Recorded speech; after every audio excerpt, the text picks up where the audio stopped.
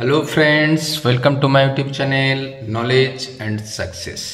आज देखो माध्यमिक परीक्षार्थी बंधुদের জন্য পরিমিতি এবং রাশি বিজ্ঞানের যে ফার্স্ট পার্ট নিয়ে আসছিলাম 2 মার্কসের কোশ্চেনের জন্য, যেখান থেকে তুমি নিশ্চিতভাবে 3টি প্রবলেম নিশ্চিত করতে পারো এবং সেই ধারণার উপর ভিত্তি করে পূর্ববর্তী অঙ্কও করতে পারো, অর্থাৎ 1 মার্কসের কোশ্চেনও করতে পারো এবং পরবর্তীতে 4 মার্কসের কোশ্চেনেরও ধারণা তৈরি হবে। সেই ভিডিওর ফার্স্ট পার্টের আগের অংশ শেষ হয়েছে, আজ সেকেন্ড পার্ট নিয়ে আসছি। অঙ্কগুলো কি কি আছে একটু ভালো করে লক্ষ্য করে দেখো। দেখো, প্রথমে আছে একটি শঙ্কু ও একটি গোলকের আয়তন সমান, তাদের ব্যাসার্ধ সমান। তাহলে আমরা এখান থেকে একদম সরাসরি লিখে দেব শঙ্কু ও গোলকের ব্যাসার্ধ যা আছে লিখে দিলাম। শঙ্কু ও গোলকের ব্যাসার্ধ, ব্যাসার্ধ কত? ব্যাসার্ধ বলা আছে দেখো আর একক, একই যেহেতু। আর শঙ্কুর উচ্চতা, শঙ্কুর উচ্চতা ধরে নিই, শঙ্কুর উচ্চতা, উচ্চতা কত? এইচ একক। তাদের আয়তন সমান, তাহলে আমরা প্রথমত লিখে দেব শঙ্কুর আয়তন কত? শঙ্কুর আয়তন আমরা জানি শঙ্কুর আয়তনের সূত্র কি? 1/3 পাই আর স্কোয়ার এইচ। অবশ্যই এটা ঘন একক। আবার একইভাবে গোলকের আয়তন আমরা পেলাম, গোলকের আয়তন, গোলকের আয়তন কত? 4/3 পাই আর কিউ ঘন একক। দেখো এই আয়তনগুলো সমান, আর হিসাব করতে হবে এর উচ্চতা আর এর ভূমির অনুপাত কত।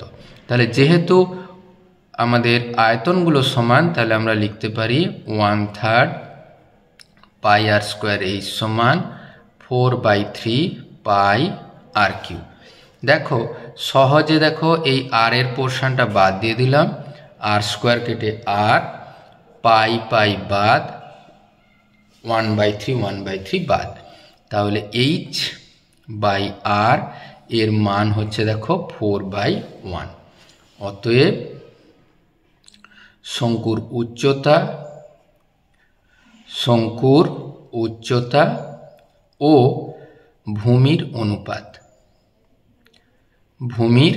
ভূমির অনুপাত মানে ভূমির ব্যাসার্ধের অনুপাত। অবশ্যই ভূমিটা যেহেতু গোল বৃত্তাকার, ভূমির ব্যাসার্ধের অনুপাত দেখো 4:1। এখান থেকে তোমরা লিখতেও পারো H/R সমান 4:1। পরবর্তী প্রবলেম দেখো, সেটাও গুরুত্বপূর্ণ। একটি ঘনকের সমগ্র তলের ক্ষেত্রফল S বর্গ একক, একটি কর্ণের দৈর্ঘ্য D একক, আয়তন V ঘন একক হলে এর মান হিসাব করতে হবে। তাহলে ঘনকের আমরা বাহুটা ধরে নেব, মনে করি বা ধরি ঘনকের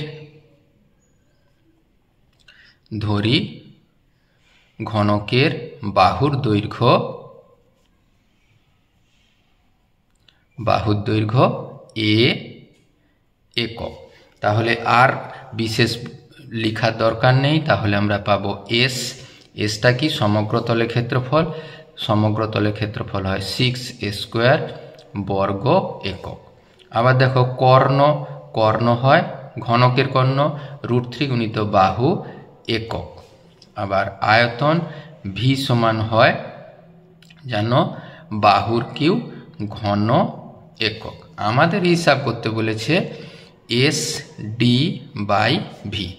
এস এর মান আমরা লিখে দিলাম 6a², ডি এর মান দেখো √3 ইন্টু বাহু, আর এখানে a³।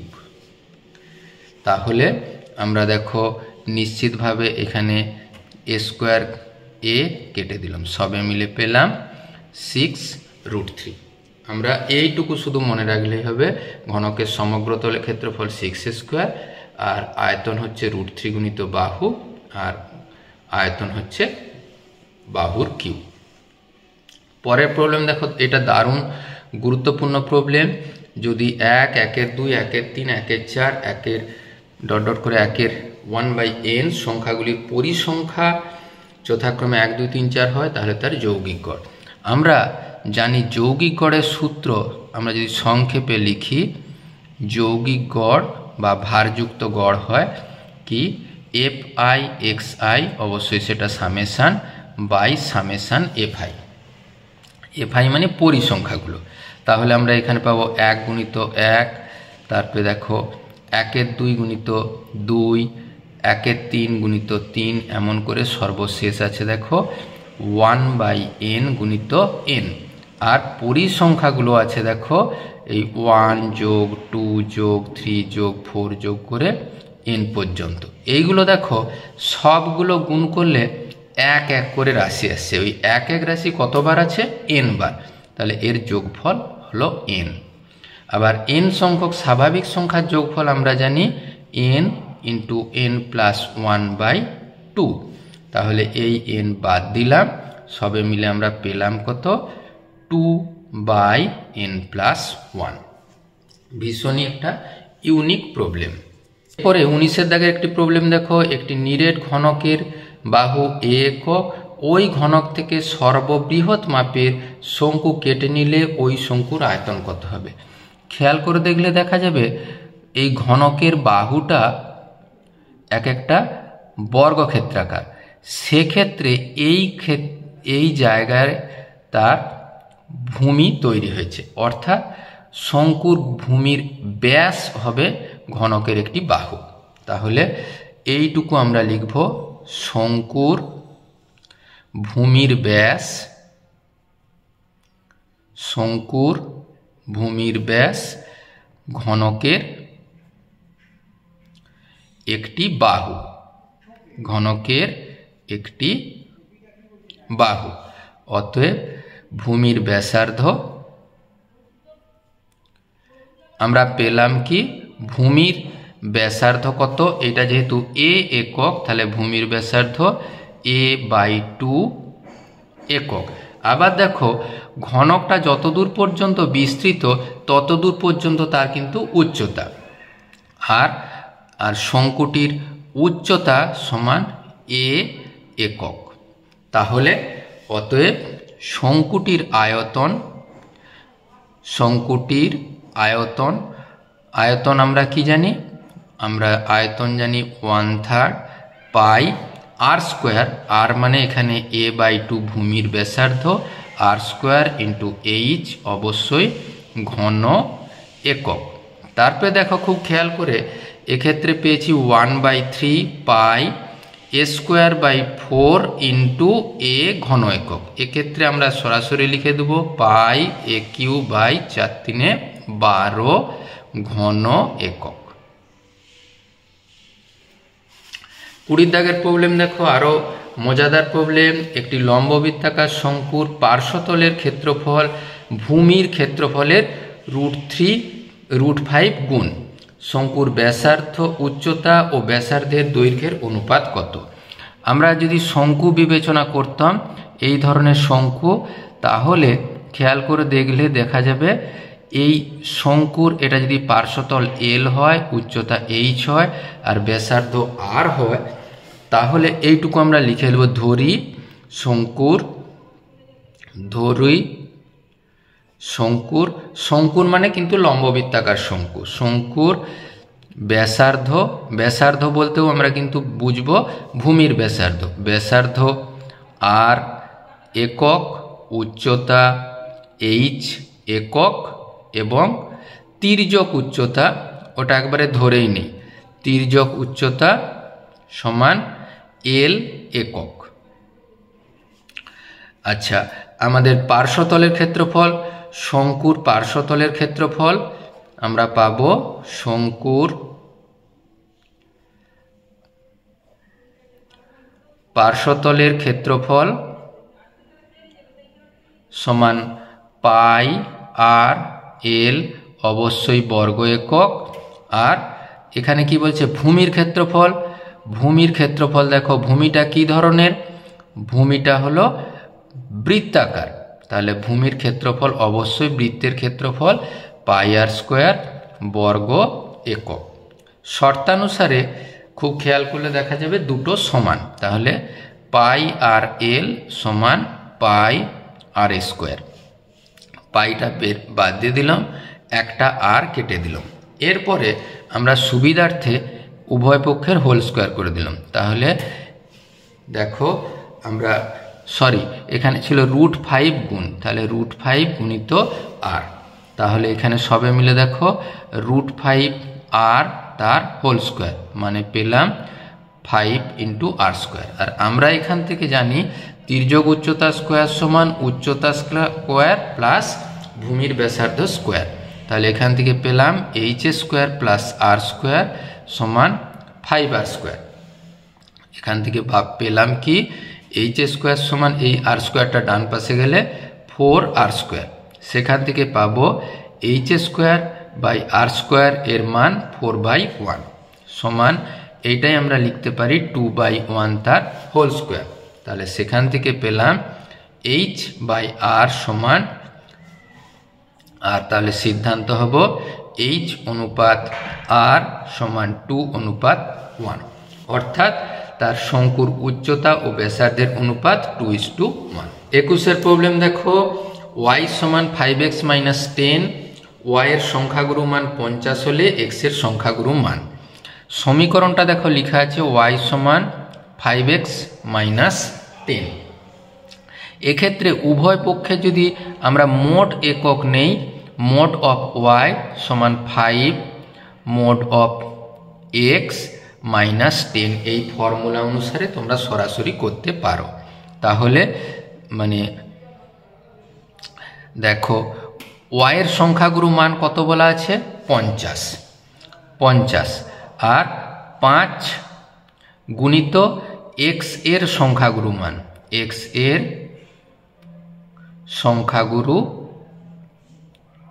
মান এই 10টা পাশে গেলে প্লাস, তাহলে সবে মিলে দেখো পেলাম 60 সমান 5 গুণিত x এর সংখ্যাগুরু মান, x এর সংখ্যাগুরু মান।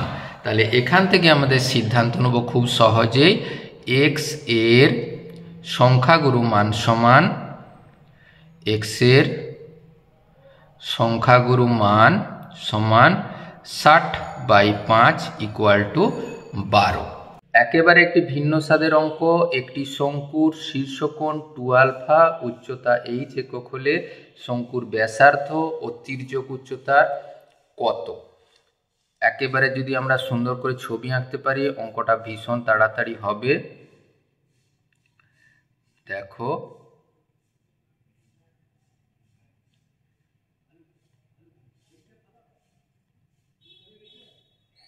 দেখো আমাদের এই ক্ষেত্রে আমরা ধরে নিচ্ছি এই টোটাল কোণটা ABCD যদি বলি, তাহলে DAC হলো শীর্ষকোণ।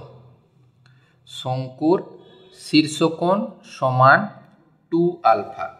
এরপরে দেখো আমরা পেয়েছি BC সমান R সমান ব্যাসার্ধ। আবার একইভাবে দেখো আমরা পেয়েছি AC সমান L সমান, এটা কিন্তু তির্যক উচ্চতা।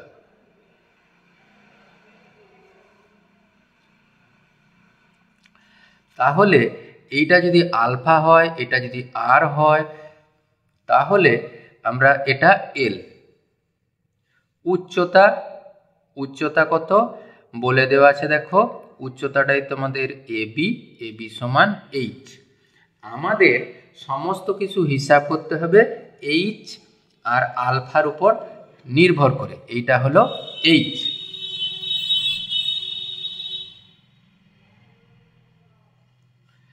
এইটা যদি আলফা কোণ হয়, এটা হচ্ছে তার লম্ব, এটা তার ভূমি। তাহলে লম্ব আর ভূমির মধ্যে কি সম্পর্ক আমরা জানি, tan আলফা। তাহলে tan আলফা সমান আমরা লিখতে পারি এক্ষেত্রে BC/AB। আমরা জানি BCর মান আর, এটার মান এইচ। তাহলে এখান থেকে আমরা সিদ্ধান্ত নেব আর সমান এইচ tan আলফা। আবার দেখো এটার সাথে এটা যদি আলফা কোণ হয়, এটা ভূমি, এটা লম্ব, এটা ভূমি। ভূমি আর তির্যক উচ্চতার মধ্যে কি সম্পর্ক? তাহলে আমরা জানি ভূমি আর এখানে তির্যক উচ্চতা মানেই তার অতিভুজ, অতিভুজের মধ্যে সম্পর্ক কস আলফা। তাহলে কস আলফা সমান আমরা লিখব এবি বাই এসি। এবির মান দেখো আছে এইচ, বাই এসির মান আমাদের হিসাব করতে হবে। তাহলে সেখান থেকে আমরা সিদ্ধান্ত নিলাম এসি সমান এইচ বাই কস আলফা, মানে এইচ সেক আলফা। সেখান থেকে আমরা উত্তর লিখব অতএব ব্যাসার্ধ সমান এইচ ট্যান আলফা একক, আর তির্যক উচ্চতা সমান এইচ সেক আলফা একক। পরে দেখো একটা দারুণ গুরুত্বপূর্ণ প্রবলেম দেওয়া আছে। একটি পরিসংখ্যা বিভাজনের যৌগিক গড় মধ্যমা যথাক্রমে 35 ও 33 হলে ওই বিভাজনের সংখ্যাগুরু মান। আমাদের যা যা দেওয়া আছে লিখি। আমাদের দেওয়া আছে যৌগিক গড়, যৌগিক গড় এর মান দেওয়া আছে দেখো 35, আর মধ্যমার মান দেওয়া আছে মধ্যমা সমান 33। আর আমরা জানি সংখ্যাগুরু মান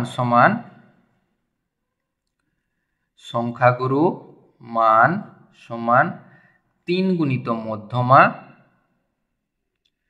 বিয়োগ 2 গুণিত গড়, মানে যৌগিক গড়। তাহলে মধ্যমার মান 3, 33, 2 গুণিত দেখো 35। এখানে 33 গুণ 3 99, আর 35 2 70।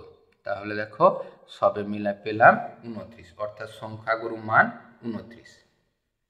পরের প্রবলেম দেখো, সমান দৈর্ঘ্যের ব্যাস ও উচ্চতা বিশিষ্ট নিরেট লম্ববৃত্তাকার চোঙ, নিরেট লম্ববৃত্তাকার শঙ্কু ও নিরেট গোলকের আয়তনের অনুপাত কত? এই সমস্ত প্রবলেমের ক্ষেত্রে তোমরা সুন্দর করে আগে ছবি এঁকে নিবে। প্রথমে আমাদের এই গোলক যদি বিবেচনা করি, দেখো গোলক, শঙ্কু, আর এক্ষেত্রে দেখো ভূমির ব্যাসার্ধ একই। প্রত্যেকের দেখো ভূমির ব্যাসার্ধ যদি একই হয়, ধরি ব্যাসার্ধ আর একক, ধরি ব্যাসার্ধ হলো আর একক। উচ্চতা বিবেচনা করতে দেখো এই হচ্ছে, যদি গোলক হয় গোলকের ব্যাস হলো উচ্চতা, অতএব লম্ব বৃত্তাকার শঙ্কু, লম্ব বৃত্তাকার শঙ্কু এবং লম্ব বৃত্তাকার চোঙ, লম্ব বৃত্তাকার চোঙের উচ্চতা হবে এই গোলকের ব্যাসের উচ্চতার সাথে সমান, মানে 2r একক। অতএব কার কার বলেছে ভালো করে দেখতে হবে। প্রথমে চোঙ, তারপরে শঙ্কু, তারপরে গোলক। অর্থাৎ আমরা ছোট্ট করে লিখে দেব প্রথমে চোঙ, শঙ্কু ও গোলকের আয়তনের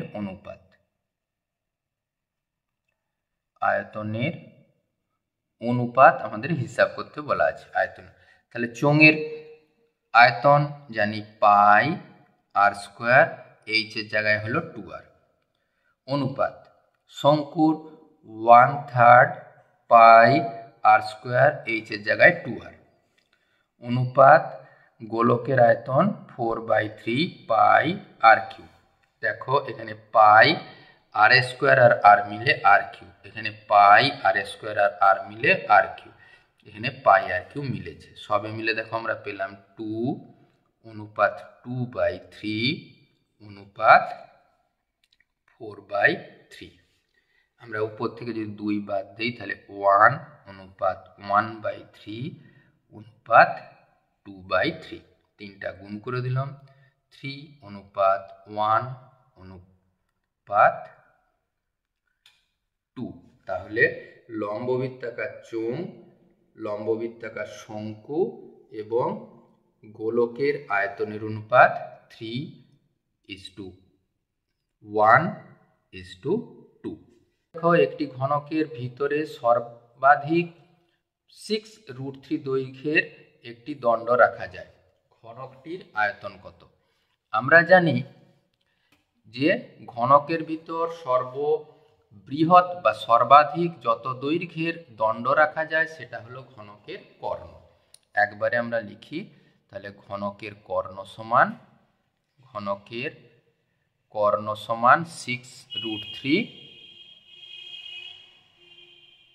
সেমি। ঘনকের বাহুর দৈর্ঘ্য ধরি, ঘনকের বাহুর দৈর্ঘ্য a সেমি হলে কর্ণ কত হবে? কর্ণ হয় a√3 সেমি। a√3 semi. তাহলে শর্তানুসারে দেখো, শর্তানুসারে a√3 সমান 6√3, মানে a সমান 6। অতএব ঘনকের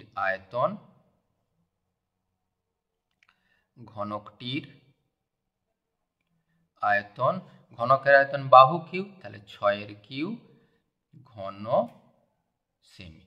6 কিউ কত হয় তোমরা জানো? 216 ঘন সেমি। তোমরা যদি না পারো 6 6 36, তাকে 6 দিয়ে গুণ করে 36 এমনভাবে করে দেখিয়ে দিতে পারো। পরে দুটি লম্ববৃত্তাকার চোঙের উচ্চতা ভূমির পরিধির অনুপাত দেওয়া আছে, তাহলে তাদের আয়তনের অনুপাত কত? মনে করি কি দুটি ব্যাসার্ধ আলাদা। মনে করি চোঙ দুটির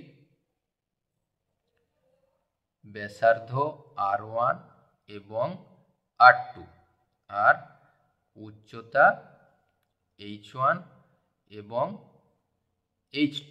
তাহলে কি দেখো, শর্ত কি দেওয়া আছে? শর্তানুসারে প্রথমটা কি দেওয়া আছে? H1/H2 এর মান 1/2। ভূমির পরিধি মানে 2πr1/2πr2। কেন ভূমির পরিধি হয় 2πr? এর অনুপাত কত বলা আছে? 3/4। এখান দিয়ে কেটে দিয়ে দেখো r1/r2 কত পেলাম? 3/4। তাহলে অতএব লম্ববৃত্তাকার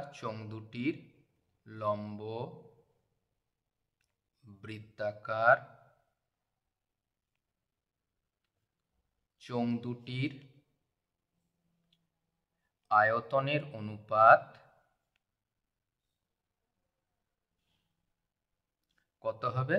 এই দেখো πr² আর πr2²H2। এই পাই বাদ দিলাম, সবে মিলে দেখো r1/r2² ইন্টু h1/h2। r1/r2 দেখো 3/4 পাওয়া গেছে, সেখান থেকে আমরা লিখে দেব 3/4 তার হোল স্কোয়ার। h1/h2 1/2, তাহলে 9/16 গুণিত 1/2, তাহলে 9/32। অতএব নির্ণেয় আয়তন কত? নির্ণেয় অনুপাত সমান 9:32। 27 প্রবলেম ভীষণই সোজা এবং ছোট্ট প্রবলেম। সামেশন i = 1 to 10 হলে 10i এর মান হিসাব করতে হবে। তাহলে সামেশন 10i = 1 to 10 হওয়ার কথার অর্থ 10 গুণ 1 যোগ 10 গুণ 2 যোগ 10 গুণ 3 এমন করে যোগ করতে হবে 10 গুণ 10 পর্যন্ত। সমস্ত রাশি থেকে দেখো 10 কমন নিলাম, 10 কমন নিলে দেখো 1 যোগ 2 যোগ 3 যোগ যোগ করে 10 পর্যন্ত। এরপর কি করব, 1 থেকে 10 পর্যন্ত সংখ্যার যোগফল হয় 55, তোমরা করে নিতে পারো। তাহলে পুরো রাশিটার মান হলো 550। 28 প্রবলেম দেখো, ঊর্ধ্বক্রমে সাজানো 5, 7, x এই তথ্যের মধ্যমা 10 হলে x এর মান।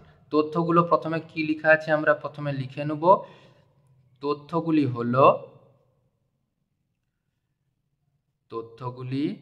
হলো কত, 5, 7, x plus 3, x plus 5, x plus 9 আর 19। আমরা কি করেছি, মধ্যমা হিসাব করার জন্য সেই 5 থেকে কাটতে থাকছি, 1 2 1 2। এইটা হয়েছে দেখো দুটো মাঝে আছে, অতএব নির্ণেয়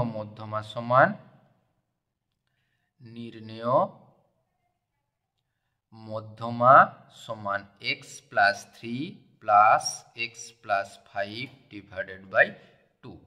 দেখো x প্লাস মানে 2x প্লাস 8/2, ছোট্ট করে নিলে x প্লাস 4। তাহলে শর্তানুসারে x প্লাস 4 এর মানই 10। তাহলে x এর মান 10 যোগ 4 করে পেলাম 6। ভীষণ সোজা প্রবলেম। একটি চোঙের ব্যাসার্ধের দৈর্ঘ্য দ্বিগুণ উচ্চতা অর্ধেক করা হলে আয়তনের কি পরিবর্তন হবে নির্ণয় করো। তাহলে আমরা ধরে নেব চোঙটির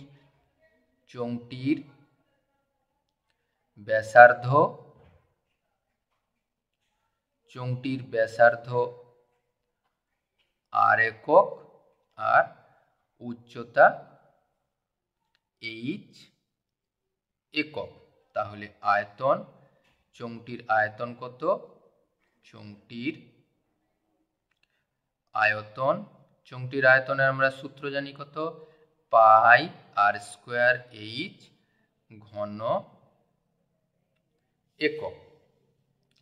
এখন চোঙটির ব্যাসার্ধ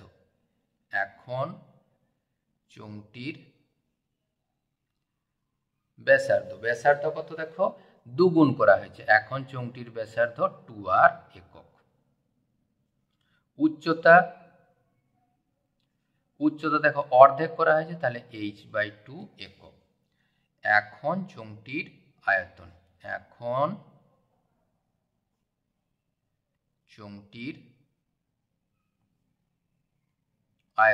আয়তন কত, পাই এখানে দেখো r স্কয়ার h ঘন একক। তাহলে পাই 2r এর হোল স্কয়ার মানে 4r স্কয়ার, এখানে h/2, এই যখন কেটে কুটে দিলাম সবে মিলে পেলাম 2 পাই r স্কয়ার h ঘন একক। তাহলে কি হলো দেখো, 2 পাই r স্কয়ার করতে যেতে 2 গুণিত পাই r স্কয়ার h ঘন একক, অতএব আয়তন দ্বিগুণ হবে।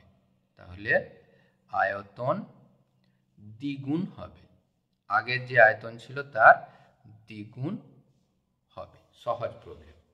পরে দেখো, একটি পরিসংখ্যা বিভাজন তালিকায় যৌগিক গড় 54 হলে a সমান 50, fi 10, fi এর মান 40 প্লাস k, h 20 হলে k এর মান নির্ণয় করো।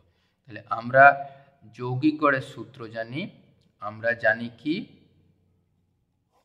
x bar equal to a প্লাস summation fi ui by summation fi।